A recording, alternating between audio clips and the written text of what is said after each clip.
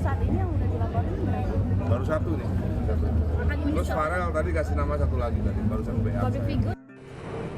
Perseteruan antara musisi Ahmad Dhani dan psikolog Lita Gading membuat sorotan publik setelah Dhani melaporkan Lita ke Polda Metro Jaya pada 10 Juli tahun 2025. Laporan ini dilayangkan usai Lita memberikan komentar terkait kasus dugaan perundungan terhadap Esa, putri Ghani dari pernikahannya dengan Mulan Jameela.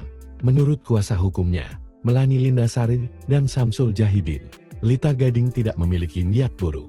Ia disebut hanya ingin memberikan edukasi serta perlindungan terhadap anak, terutama dari ancaman perundungan cyber yang makin marak. Lita disebut bertindak sebagai seorang psikolog yang menanggapi isu yang telah lebih dulu ramai diperbincangkan di media sosial.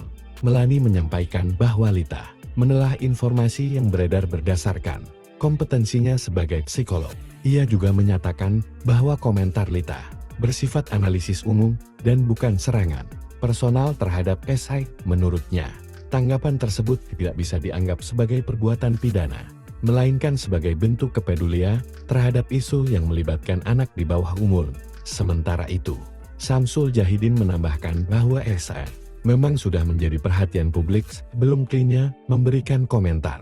Ia menegaskan bahwa Lita hanya berusaha mengingatkan agar anak tersebut tidak tereksploitasi lebih jauh, bukan menyerang atau menyebarkan isu baru. Laporan Ahmad Dhani terhadap Lita Gading mencantumkan pasal 76 colom di pasal 80 U perlindungan anak dan atau pasal 27 Ampere UITE.